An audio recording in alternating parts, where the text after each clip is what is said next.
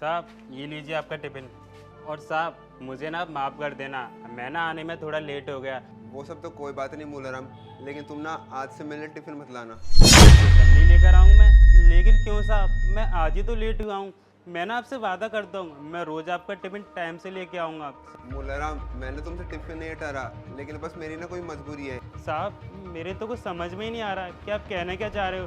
देखिए साहब, जो भी बात है ना, आप मुझे साफ साफ बताइए। देखो मूलाराम, अब मैं तुम्हें क्या ही बताऊं।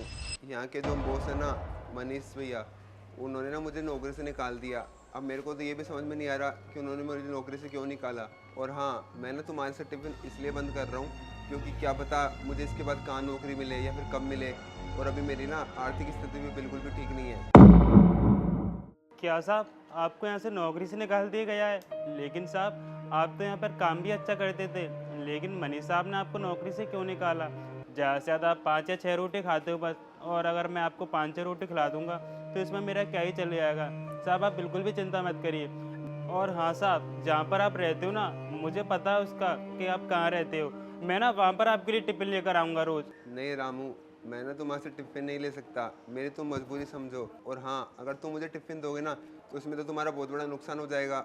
अरे साहब, आप कैसी बातें कर रहे हो? क्या नुकसान और क्या फ़ायदा? और वैसे भी मैंने भी आपको बोला था ना कि मैं आपको अपना बड़ा भाई मानता हूँ। तो आप बिल्कुल भी चिंता मत करो, मेरा कुछ नुकसान भी नहीं होगा। लेकिन किसी ने मेरा टिफ़िन नहीं लगाया, एक आप ही थे साहब जिन्होंने मेरे से टिफ़िन लिया। और आप ही के देख के देखा ना, सब लोग मेरे से टिफ़िन लेने लग गए। और साहब जभी से ना मेरा काम बहुत अच्छा चलने लगा और मैं पैसे भी अच्छे कमाने लगा। सच में मूलाराम, तुम ना बहुत अच्छे इंसान हो।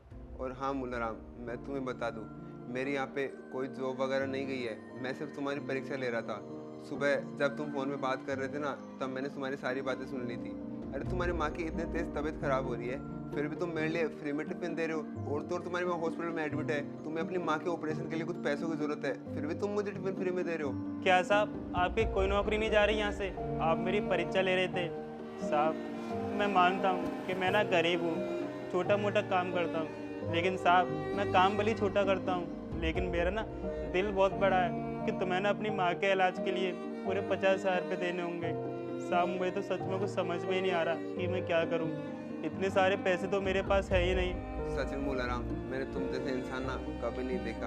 और हाँ, तुम अपनी माँ के ऑपरेशन के लिए पूरे 50,000 रुपये की ज़रूरत है ना, मैंने ना सुबह ही तुम्हारे खाते में 50,000 रुपये डलवा दिए हैं। साहब आपका ना बहुत बहुत धन्यवाद जो आपने मेरे बारे में इतना सोचा। कोई बात नहीं मूलाराम, अब तुम अपने माँ के पास जाओ। ठीक है।